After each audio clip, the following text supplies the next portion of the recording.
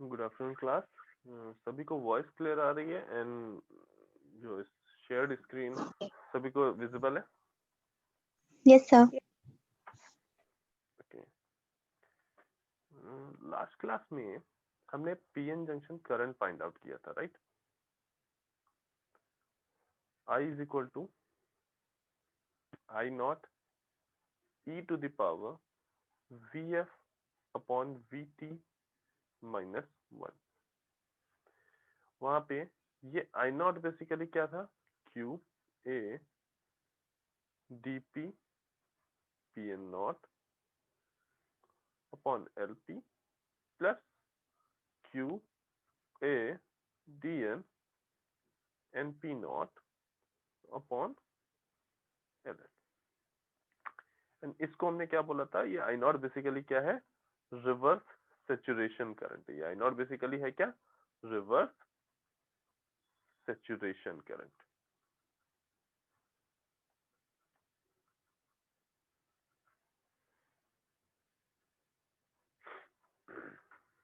ये I not basically क्या है? तुम्हारी रिवर्स सेचुरेशन करंट।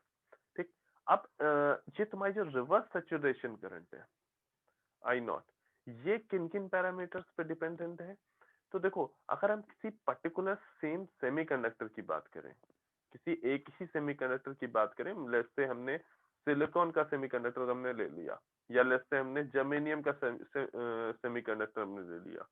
जो बेस सेमीकंडक्टर है उसमें हमने डोपिंग क्या की है, दैट डजंट मैटर, ठीक है। बट हमने जो बेस सेमीकंडक्टर लिया है वो या तो सिलिकॉन लिया या जर्मेनियम लिया या हो सकता है गैलियम आर्सेनाइड लिया हो, ठीक है।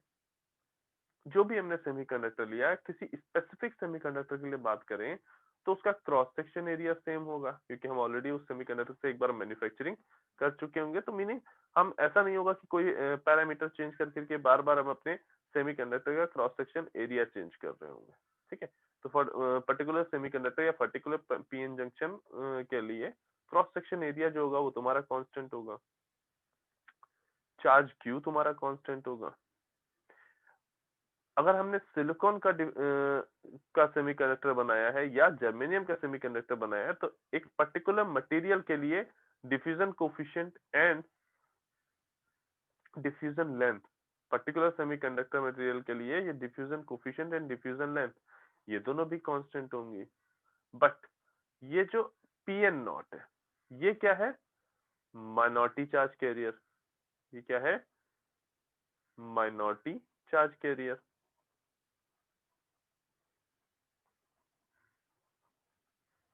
एंड ये माइनॉरिटी चार्ज कैरियर ऐसा नहीं है किसी पर्टिकुलर सेमीकंडक्टर के लिए हमेशा कांस्टेंट रहता है। जैसे जैसे आप टेम्परेचर चेंज करोगे ये टेम्परेचर के साथ चेंज होता जाता है। जैसे जैसे आप टेम्परेचर चेंज करोगे ये टेम्परेचर के साथ चेंज होता रहता है, राइट। मीनिंग ये जो पीएन नॉट है ये टेम्परेचर डिपेंडेंट है। तो हम ये कह सकते हैं जो तुम्हारी रिवर्स सैचुरेशन करंट है for a particular specific semiconductor material, जो रिवर्स सैचुरेशन करंट है वो केवल और केवल टेम्परेचर पे डिपेंड करती है। स्पेसिफिक सेमीकंडक्टर के लिए हम बात करें तो हमारी जो रिवर्स सैचुरेशन करंट है वो केवल टेम्परेचर के लिए के ऊपर डिपेंडेंट होती है, राइट। क्यों? क्योंकि ये बेसिकली माइनॉरिटी कैरियर की वजह से जनरेटेड करंट है, ठीक है। इसीलिए इसको थर्मली जनरेटेड करंट या माइनॉरिटी कैरियर करंट या रिवर्स सैचुरेशन करंट भी बोलते हैं, ठीक। हाँ, इन जनरल अगर बात करोगे कि मतलब स्पेसिफिक सेमीकंडक्टर के लिए बात ना करके इन जनरल अगर हम बात करेंगे तो हमारी जो आई नॉट है वो डिफ्यूजन कोफिशिएंट पे डिपेंड कर रही है, सेमीकंडक्टर के डिफ्यूजन लेंथ पे डिपेंड कर रही है, चार्ज कैरियर की डिफ्यूजन लेंथ पे डिपेंड कर रही है, डायमेंशन ऑफ पीएन जंक्शन पे डिपेंड कर रही है, यानी क्रॉस सेक्शन एरिया पे डिपेंड कर रही है, एंड माइनॉरिटी चार्ज कैरियर पे डिपेंड कर रही है। राइट।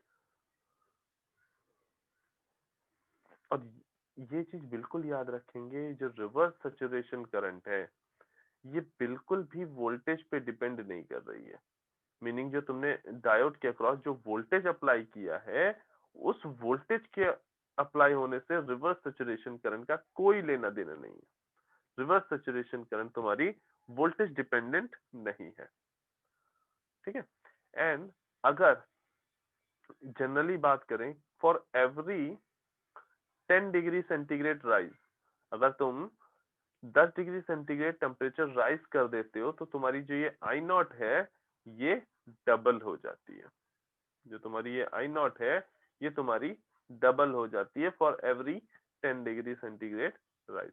इस पॉइंट को याद इसलिए रखेंगे कि इन केस कहीं पे भी तुम्हें ऑब्जेक्टिव क्वेश्चन में ये पॉइंट मिल सकता है कि जो तुम्हारी आई नॉट है वो हो सकता है एक ऑप्शन ये हो कि आई नॉट जो तुम्हारी है वो टेम्परेचर के साथ इंक्रीज करती है, एंड दूसरा ऑप्शन ये हो कि जो तुम्हारी आई नॉट है वो डबल हो जाती है 10 डिग्री सेंटीग्रेड टेम्परेचर राइज से। या इसी को ये भी लिख सकते हैं कि 1 डिग्री सेंटीग्रेड अगर टेम्परेचर राइज किया, 1 डिग्री सेंटीग्रेड टेम्परेचर राइज किया तो आई नॉट इंक्रीज हो जाती है बाय 7%। आई नॉट का जो प्रेजेंट वैल्यू होगा उसका 7% वो इंक्रीज हो जाती है अगर हमने 1 डिग्री सेंटीग्रेड टेम्परेचर में राइज किया, ठीक है। तो अगर इस करंट को अगर हम रिवर्स बायस में देखते हैं, अगर इस सेम करंट को आई को अगर हम लेट्स से हम ये कहें कि ये हमारा पीएन जंक्शन है,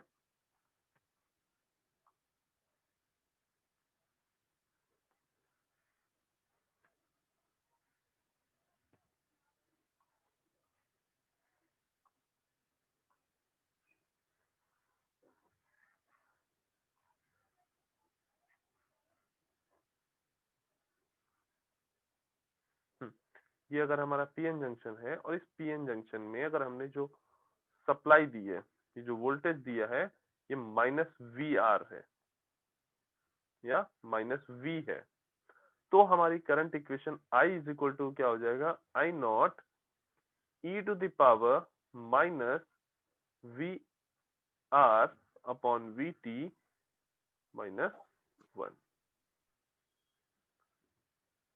ठीक है।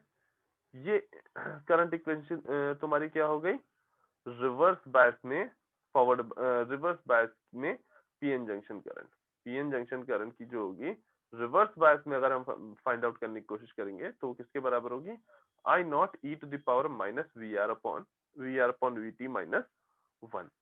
इन जनरल क्योंकि इस वोल्टेज का कोई इफेक्ट पड़ता नहीं है, इस वोल्टेज का कोई इफेक्ट इस करंट पे पड़ता नहीं है, क्यों, क्योंकि रिवर्स बायस में जो तुम्हारी करंट बेसिकली फ्लो होती है वो ड्रिफ्टिंग की वजह से होती है। तुम्हारी रिवर्स करंट जो फ्लो होगी वो बेसिकली ड्रिफ्टिंग की वजह से होगी, इसलिए इन जनरल हम I is equal to minus I naught इसको हम रिवर्स करंट लेके चलते हैं। इन जनरल जो हमारी रिवर्स करंट होगी वो कुछ और नहीं, रिवर्स सैचुरेशन करंट होगी। एंड ये जो नेगेटिव साइन है, ये नेगेटिव साइन बस ये बता रहा है कि जो यहाँ पे रिवर्स बायस में जो करंट फ्लो हो रही है वो एन टू टी डायरेक्शन में है। जो रिवर्स बायस में करंट का डायरेक्शन है वो एन टू टी है, ठीक है। हमें इन जनरल डायोड के लिए हमेशा के लिए याद रखना है, आगे जाके जब डायोड के न्यूमेरिकल एनालॉग सर्किट में करोगे तो वहां के लिए भी याद रखो कि जो डायोड का वोल्टेज होगा, डायोड के अक्रॉस जो वोल्टेज होगा वो हमेशा हम P2N मेजर करते हैं। जो पोटेंशियल डिफरेंस हम इस इक्वेशन में पुट करते हैं वो हम क्या करते हैं, P2N मेजर करते हैं, मतलब P साइड का वोल्टेज माइनस N साइड का वोल्टेज। एंड जो करंट आई होगी, करंट का जो जनरल डायरेक्शन हम लेते हैं वो भी हम P2N लेते हैं। मीनिंग जो हम डायोड वोल्टेज की अगर हम कहीं बात कर रहे हैं या डायोड करंट की हम बात कर रहे हैं तो उन दोनों की ही डायरेक्शन क्या होगी, P2N। इसीलिए जो रिवर्स बायस में जो करंट शो की जाती है वो माइनस साइन के साथ शो की जाती है। सिमिलरली जो रिवर्स साइड में जो वोल्टेज शो किया जाता है, जो वोल्टेज अप्लाइड जो है, जो शो किया जाता है, वो भी नेगेटिव साइन के साथ शो किया जाता है, राइट। अब अगर हमें ये सारी चीजें समझ में आ रही हैं कि हमने करंट इक्वेशन देख ली, किस तरह से करंट और वोल्टेज में रिलेशन है, ये सारी चीजें हमें पता चल गई, देन अगर हम चाहें तो हम इन सारी रिलेशन से को यूज करके हम अपने अपने जो पीएन जंक्शन है उसकी कैरेक्टरिस्टिक, जो हमारी पीएन जंक्शन की वीआई कैरेक्टरिस्टिक है, जो हमारे पीएन जंक्शन की वीआई कैरेक्टरिस्टिक है, वो इजिली हम ड्रॉ कर सकते हैं। नाउ ये जो पीएन जंक्शन की वीआई कैरेक्टरिस्टिक है, हमें क्लियरली दिख रहा है कि ये जो जो फॉरवर्ड करंट है, इस इक्वेशन से हम क्लियरली देख सकते हैं कि ये जो फॉरवर्ड करंट है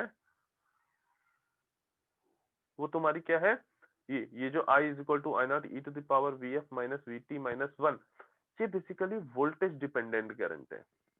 जैसे जैसे आप फॉरवर्ड बायस का वोल्टेज बढ़ाएंगे, वैसे वैसे यहाँ पे डिफ्यूजन बढ़ेगा, और यहाँ पे तुम्हें ज्यादा से ज्यादा फॉरवर्ड करंट मिलेगी। इसको बिल्कुल ये नहीं समझना है कि हाँ, जैसे हमने लास्ट टाइम जब हमने डिफ्यूजन और ड्रिफ्ट पढ़ा था तो हमने ये बात की थी कि जो डिफ्यूजन है वो वोल्टेज पे डिपेंडेंट नहीं होता है। यहाँ पे डिफ्यूजन करंट वोल्टेज की वजह से इंक्रीज हो पा रही है, क्यों? क्योंकि जैसे जैसे आप वोल्टेज बढ़ा रहे हो, जैसे जैसे आप फॉरवर्ड बायस वोल्टेज बढ़ा रहे हो, वैसे वैसे जो डिप्लीशन विड्थ है, डिप्लीशन विड्थ जो है पीएन जंक्शन की, वो रिड्यूस हो रही है। और साथ में क्या हो रहा है, जो बैरियर हाइट, जो पोटेंशियल एनर्जीज में जो डिफरेंस था, कंडक्शन दोनों साइड के कंडक्शन बैंड की पोटेंशियल एनर्जी में जो डिफरेंस था, वो जो बैरियर हाइट थी, वो बैरियर हाइट भी रिड्यूस हो रही है। और उस barrier height reduction, depletion width reduction की वजह से तुम्हारा क्या हो रहा है, डिफ्यूजन जो हो रहा है वो इंक्रीज हो रहा है, क्योंकि बेसिकली डिफ्यूजन को जो स्टॉप कर रहा था वो वही डिप्लीशन लेयर थी। वहां पे जो इलेक्ट्रिक फील्ड इंड्यूस्ड हो रही थी, उसी इलेक्ट्रिक फील्ड की वजह से हमारी जो डिफ्यूजन था वो रुक रहा था। अब अगर हमने फॉरवर्ड बायस वोल्टेज अप्लाई करके हमने उस डिप्लीशन विड्थ को या उस इलेक्ट्रिक फील्ड को रिड्यूस किया है, तो क्या होगा, हमारा डिफ्यूजन इंक्रीज हो जाएगा, राइट। तो इस रिलेशन से हम क्लियरली ये तो कह सकते हैं कि अगर हम फॉरवर्ड बायस रीजन में देखेंगे, मीनिंग अगर हम पॉजिटिव वोल्टेज अप्लाई करेंगे, तो पॉजिटिव वोल्टेज के केस में जो हमारी करंट होगी आई, वो वोल्टेज के साथ एक्सपोनेंशियली इंक्रीज करेगी। वो हमारी क्या होगी, एक्सपोनेंशियली इंक्रीज करेगी विद वोल्टेज, राइट। एंड जब हम बात कर रहे हैं रिवर्स बायस की, तो भले ही हमने रिवर्स बायस में ये पीएन जंक्शन की इस करंट इक्वेशन को कुछ इस तरह से लिखा, बट हमें पता है कि ये करंट इक्वेशन इस वोल्टेज पे डिपेंडेंट नहीं है, क्योंकि ड्रिफ्टिंग जो हो रही है माइनॉरिटी कैरियर की, भले ही ड्रिफ्ट जो फिनोमिना है, जो ड्रिफ्ट फिनोमिना है वो वोल्टेज डिपेंडेंट होता है, लेकिन क्योंकि यहाँ पे जो ड्रिफ्ट हो रही है, ये ड्रिफ्ट हो रही है माइनॉरिटी कैरियर्स की, ये ड्रिफ्ट हो रही है माइनॉरिटीज की, माइनॉरिटी कैरियर की। और माइनॉरिटी कैरियर का जो कंसंट्रेशन होता है वो टेम्परेचर डिपेंडेंट होता है। एंड पीएन जंक्शन में जो तुम्हारा माइनॉरिटी कैरियर कंसंट्रेशन है वो काफी लो होता है। दैट मीन्स आप कितना भी वोल्टेज चेंज कर दो, इस माइनॉरिटी कैरियर कंसंट्रेशन को जब तक आप इंक्रीज नहीं करोगे, drift current due to minority carrier आपकी इंक्रीज नहीं होगी, मीनिंग रिवर्स बायस की करंट तुम्हारी इंक्रीज नहीं होगी। इसी वजह से हमने इन जनरल फिर क्या लिखा, I naught is equal to, sorry, I is equal to I naught, या I R is equal to minus I naught, यानी जो रिवर्स बायस में करंट है वो किसके बराबर होगी, अप्रॉक्स माइनस आई नॉट के,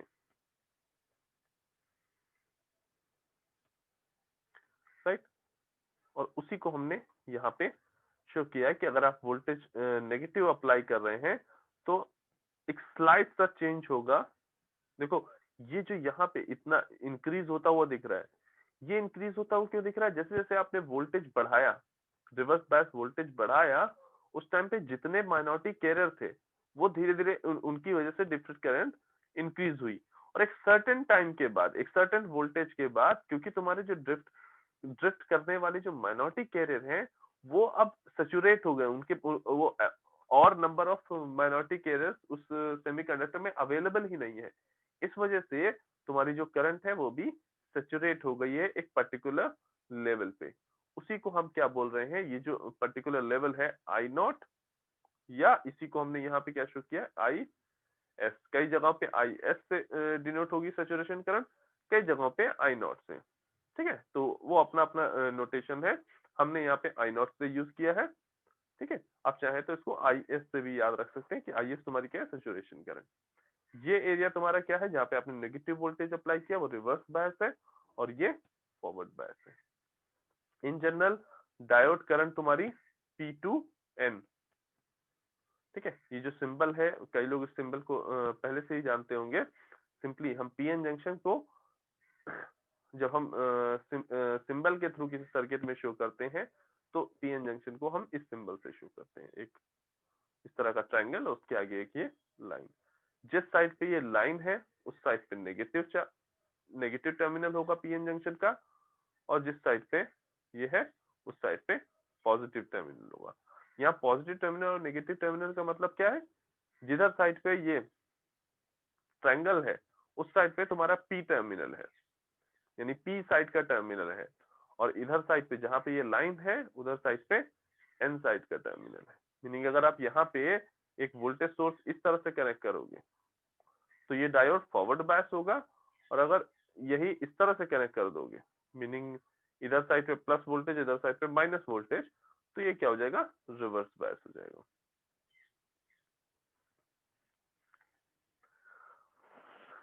ओके, डायोड करंट और आईवी कैरेक्टरिस्टिक में किसी को कहीं कोई डाउट?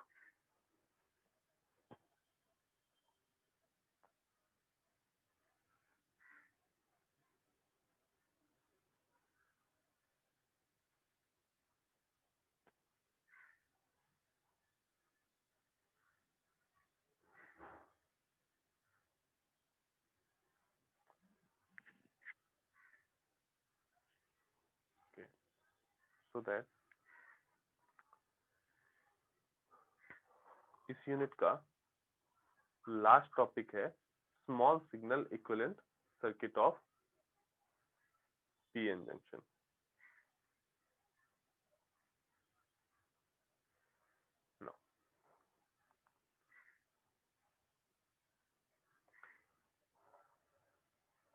अभी तक तो हमने बात की, जब हम पीएन जंक्शन को अगर हमें कहीं सर्किट में अगर हमें यूज करना हो तो एक तो हो गया तरीका कि हम उसके इसको ऐसे यूजिंग दिस सिंबल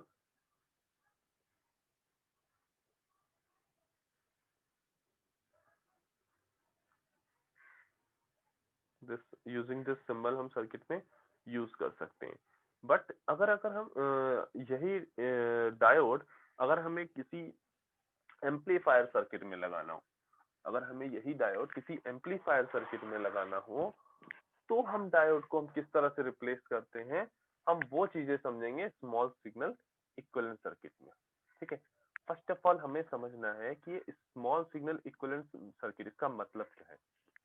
मीनिंग तुम्हारा यह है कि हमने अपने डायोड को किसी पर्टिकुलर एम्पलीफायर सर्किट में कनेक्ट किया, हमने अपने डायोड को किसी पर्टिकुलर एम्पलीफायर सर्किट में कनेक्ट किया, वहां पर इस डायोड को अगर हमें फॉरवर्ड बायस में यूज करना है तो हमने उसकी बायसिंग फॉरवर्ड बायस कर दी, मीनिंग उसके अक्रॉस एक वोल्टेज सोर्स V एंड एक जिसकी वजह से एक करंट I फ्लो हो रही है, ऐसा हमने कनेक्शन प्रोवाइड करा दिया। हमारा जो डायोड है वो अगर किसी एम्पलीफायर सर्किट में लगा है और उस एम्पलीफायर सर्किट में डायोड को हमें फॉरवर्ड बायस में यूज करना है तो हमने फॉरवर्ड बायसिंग कर दी, मीनिंग एक वोल्टेज V अप्लाई कर दिया जिसकी वजह से करंट I फ्लो होने लगी। और अगर या तो हमें क्या होगा, उस एम्पलीफायर सर्किट में डायोड को रिवर्स बायस की तरह यूज करना होगा, तो उसकी वजह तो क्या करेंगे, हम एक -V वोल्टेज अप्लाई कर देंगे जिसकी वजह से एक आई नॉट करंट वहां पे फ्लो होने लगेगी। मीनिंग जो हम यहाँ पे जिस डायोड के जिस इक्विवेलेंट सर्किट की बात कर रहे हैं वहां पे हमने फर्स्ट ऑफ ऑल डायोड को जिस भी रीजन में हमें यूज करना था, मीनिंग फॉरवर्ड बायस में यूज करना था या रिवर्स बायस में यूज करना था, उस बायसिंग को ऑलरेडी हम कंप्लीट कर चुके हैं। मीनिंग हमने अपने डायोड को फॉरवर्ड बायस या रिवर्स बायस में जिसमें भी हमें यूज करना था, हम ऑलरेडी उस बायसिंग में उसको फिट कर चुके हैं। ठीक, आफ्टर दैट जब हमारा पूरा सर्किट में जितने भी कंपोनेंट लगे हैं उनको जिस जिस मोड में, अभी आगे जाके जब बाइपोलर जंक्शन ट्रांजिस्टर और मॉसफेट पढ़ोगे तो ये बायसिंग करना क्यों जरूरी है और इसका यूज क्या है एम्पलीफायर्स में, ये सारी चीजें क्लियर करोगे। मीनिंग अभी के लिए मोटा मोटा ये समझ लो कि जितने भी सेमीकंडक्टर में तुम्हारे ट्रांजिस्टर या डायोड है, उनको ऑन करने के लिए तुम्हें कुछ स्पेसिफिक कंडीशंस देनी होती है। मीनिंग जैसे डायोड को ऑन करने के लिए तुम्हें फॉरवर्ड बायस देना पड़ता है, राइट। मीनिंग जो वोल्टेज दोगे फॉरवर्ड बायस में वी वो तुम्हारा ग्रेटर देन होना चाहिए वी नॉट से, यानी बिल्ट इन पोटेंशियल से। तुम्हारे पीएन जंक्शन की जो बेसिक रिक्वायरमेंट है फॉरवर्ड बायस में आने के लिए, वो क्या है कि जो तुम्हारा वोल्टेज V है जो तुमने अप्लाई किया फॉरवर्ड बायस में, वो ग्रेटर देन होना चाहिए V नॉट, या V नॉट मतलब बिल्ट इन पोटेंशियल से। अगर बिल्ट इन पोटेंशियल से आप ज्यादा वोल्टेज देंगे तभी डायोड कंडक्ट करना स्टार्ट करेगा, तभी इस डिप्लीशन विड्थ में इतना रिडक्शन होगा कि तुम्हारा पी साइड से और एन साइड से डिफ्यूजन स्टार्ट हो पाए। ठीक है, तो बेसिक रिक्वायरमेंट जो है पीएन जंक्शन की या डायोड की कंडक्ट करने के लिए वो क्या है, V should be greater than और इक्वल टू, ग्रेटर देन और इक्वल टू वी नॉट। तो जब इस कंडीशन में हमारा डायोड है, मतलब हमने बायसिंग करके उसको इतना वोल्टेज प्रोवाइड कर रखा है कि हमारा V ग्रेटर देन और equal to V not already है, उस कंडीशन में अगर हमें जब इस तरह की कंडीशन में अगर हमने सर्किट में एक कोई स्मॉल वोल्टेज VI प्रोवाइड किया जिसकी वजह से स्मॉल करंट II जनरेट हुई, मे भी हो सकता है ये जो वोल्टेज हो वो साइनोसॉइडल हो और ये जो करंट जनरेटेड है वो भी साइनोसॉइडल है। मीनिंग हम यहाँ पे कह रहे हैं कि एक एम्पलीफायर सर्किट हमने था जिसमें हमारा डायोड कनेक्टेड था, उस एम्पलीफायर सर्किट को हमने पहले एक्टिव किया using appropriate biasing. After that हमें जिस भी वोल्टेज या करंट को एम्पलीफाई कराना था वो वोल्टेज या करंट VI हमने अप्लाई की, और ये VI जो है इसी ये जो VI है इसकी वैल्यू बहुत ही ज्यादा कम होगी, जो VI है वो वेरी वेरी लेस देन होगा थर्मल वोल्टेज VT से। जो VI है ये वेरी वेरी लेस देन होगा थर्मल वोल्टेज VT से। तो जब हम इस तरह की कंडीशंस ले रहे हैं, मीनिंग जब हम इस डायोड को यूज कर रहे हैं किसी एम्पलीफायर सर्किट में, तो अगर उस एम्पलीफायर सर्किट की हमको एनालिसिस करनी है, स्मॉल सिग्नल एनालिसिस करनी है कि मतलब एक स्मॉल सिग्नल को अगर हमें दिया जाएगा इस एम्पलीफायर सर्किट में तो ये आउटपुट क्या देगा, ऐसी एनालिसिस हमें करनी हो, तो हम डायोड को इस इक्विवेलेंट सर्किट से रिप्लेस करते हैं। तब हम डायोड को इस इक्विवेलेंट सर्किट से हम रिप्लेस करते हैं। ये इसका पी टर्मिनल है, ये इसका एन टर्मिनल है, राइट। यहाँ पे दो कैपेसिटेंस एंड एक रेजिस्टेंस नजर आ रहा है, दो कैपेसिटेंस और एक रेजिस्टेंस नजर आ रहा है। फर्स्ट क्या है, ये क्या कहलाता है, डिफ्यूजन कैपेसिटेंस। सेकंड क्या है, ट्रांजिशन कैपेसिटेंस। एंड रेजिस्टेंस क्यों क्या बोल रहे हैं, डिफ्यूजन रेजिस्टेंस, या कहीं कहीं पे डायनेमिक रेजिस्टेंस भी बोला जाता है ये। ठीक है, अब अगर थोड़ा सा और देखें कि ये एग्जैक्टली है क्या। जब तुम सिंपली इस पीएन जंक्शन को देख रहे हो, जब पीएन जंक्शन को तुमने फॉरवर्ड बायस कर दिया है बाय अप्लाइंग अ वोल्टेज, जैसे this is a voltage applied, ठीक है। अगर इस वोल्टेज को अप्लाई करके तुमने इस डायोड को तुमने फॉरवर्ड बायस कर दिया है, ठीक, उस टाइम पे यहाँ डिप्लीशन विड्थ में W यहाँ पे कुछ चार्ज एक्यूमुलेटेड है, कुछ इमोबाइल चार्ज यहाँ पे एक्यूमुलेटेड है। सिमिलरली इस minority excess minority charge carrier की वजह से इस एक्सेस माइनॉरिटी चार्ज कैरियर की वजह से तुम्हारे कुछ जो चार्ज है यहाँ एक्यूमुलेट हो रहा है। जब यहाँ पे एक्सेस माइनॉरिटी कैरियर का रिकम्बिनेशन, जनरेशन, ये सारी चीजें हो रही हैं, तो यहाँ पे भी इस डिफ्यूजन की वजह से, जो डिफ्यूजन फिनोमिना है माइनॉरिटी एक्सेस कैरियर्स का, इनकी वजह से भी यहाँ पे तुम्हारा चार्ज मिल रहा है। ठीक है, एक चार्ज हमें मिल रहा है इमोबाइल चार्ज, जो तुम्हारा यहाँ डिप्लीशन वक्त में लाई कर रहा है, और दूसरा चार्ज हमें मिल रहा है इस डिफ्यूजन की वजह से। ये जो एक्सेस कैरियर का डिफ्यूजन हो रहा है, उस डिफ्यूजन की वजह से भी हमको चार्ज मिल रहा है। राइट, तो हमें पता है कि अगर हम किसी नॉर्मल कैपेसिटर की बात करें, अगर हम किसी इन जनरल कैपेसिटर की बात करें, तो इन जनरल कैपेसिटर तुम्हारा क्या होता है, एक नॉर्मल कैपेसिटर की बात करें, let's say parallel plate capacitor की बात करें, तो इन जनरल वो क्या होता है, दो पैरेलल प्लेट्स हैं।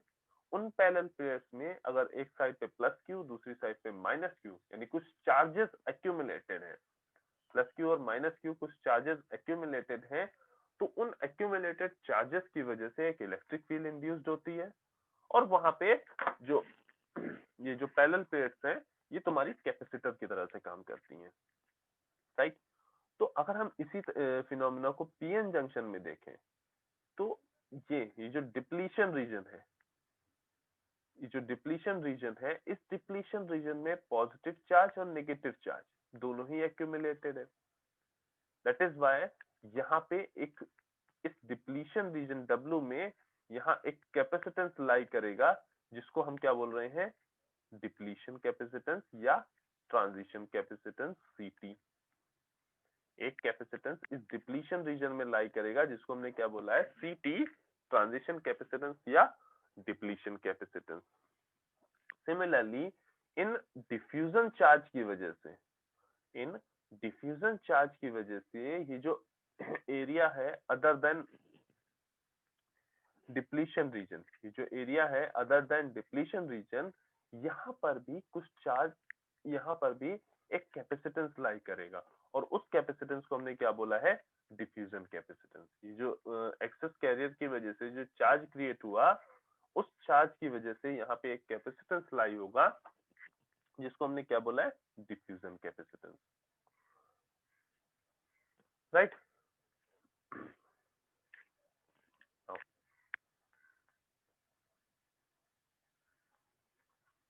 अब आते हैं रेजिस्टेंस पे।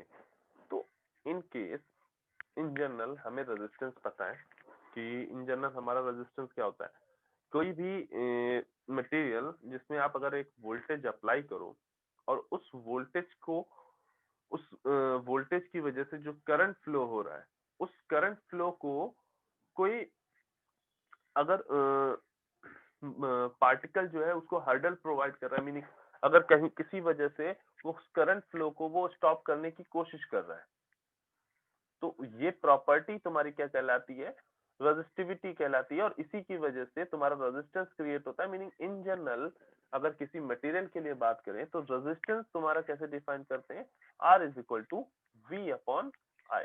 किसी इन जनरल अगर हम बात करें कि रेजिस्टेंस की, तो तुम्हारा रेजिस्टेंस कैसे डिफाइन होगा, R is equal to V upon I। Meaning अगर हमने एक वोल्टेज V अप्लाई किया है और उसमें एक करंट I फ्लो हो रही है, तो ये बेसिकली क्या कहलाएगा, रेजिस्टेंस। V अपॉन I जो है वो क्या कहलाएगा, रेजिस्टेंस। ये तो तब हो गई बात जब आपकी डिवाइस लीनियर हो, जब आपकी डिवाइस जो हो वो लीनियर हो, मीनिंग जो वेरिएशन हो रहा हो करंट और वोल्टेज का, वो लीनियरली रिलेटेड हो। तो करंट और वोल्टेज का जो वेरिएशन है वो लीनियरली रिलेटेड हो।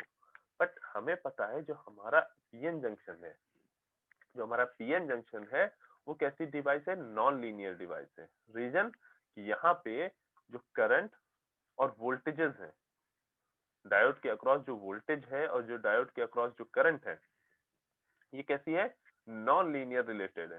ठीक है, इनके बीच में रिलेशन जो है वो एक्सपोनेंशियल है, इनके बीच में जो रिलेशन है वो एक्सपोनेंशियल है। दैट इज वाई हम यहाँ पे जब किसी नॉन लीनियर रीजन के लिए, नॉन लीनियर डिवाइस के लिए रेजिस्टेंस की बात करते हैं, तो R इज इक्वल टू क्या डिफाइन करेंगे, dV upon di, meaning change in voltage की वजह से जो चेंज इन करंट आ रहा है, वोल्टेज में चेंज की वजह से जो करंट में चेंज आ रहा है, वो उसका अगर आप रेशियो फाइंड आउट कर लो तो वो आपको क्या मिलेगा, R, या इसी को यहाँ पे स्पेसिफिक वे में लिख सकते हो R D, डायनेमिक रेजिस्टेंस या डिफ्यूजन रेजिस्टेंस।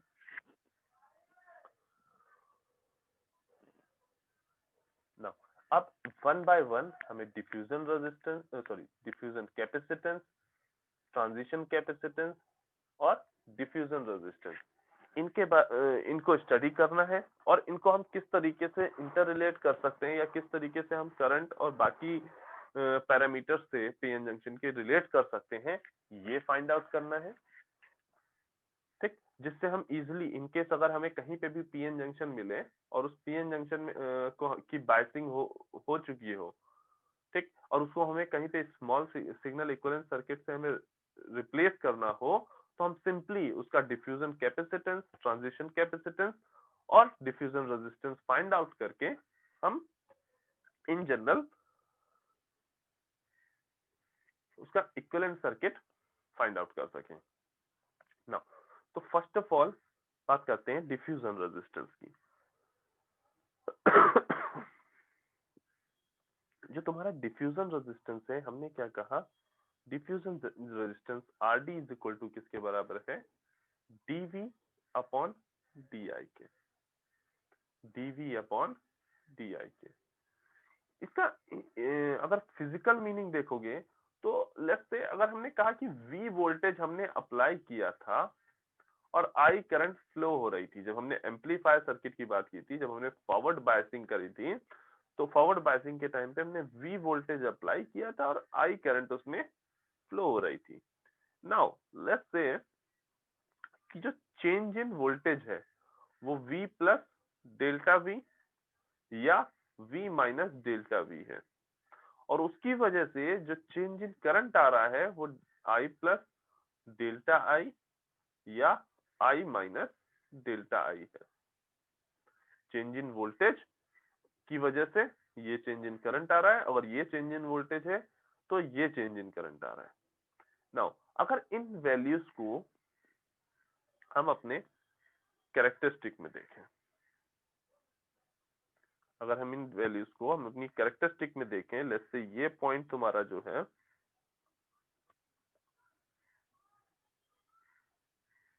ये तुम्हारा है V plus delta V,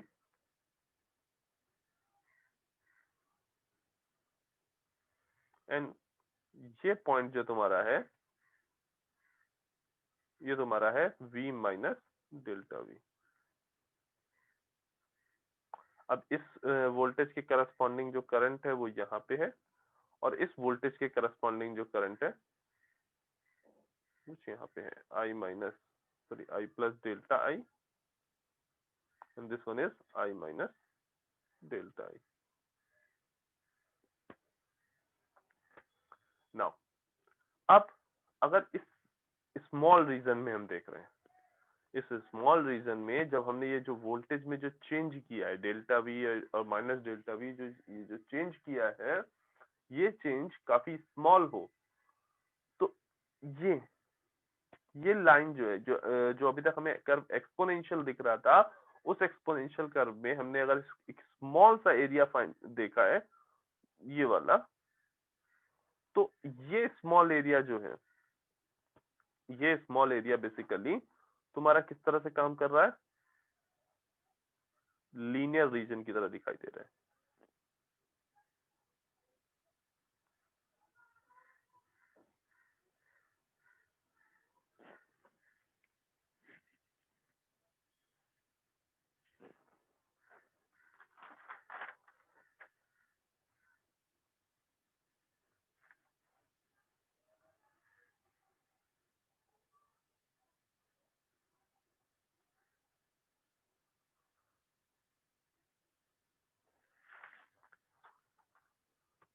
okay, सभी लोग एक बार मीटिंग को वापस से रिज्वाइन कर लेंगे।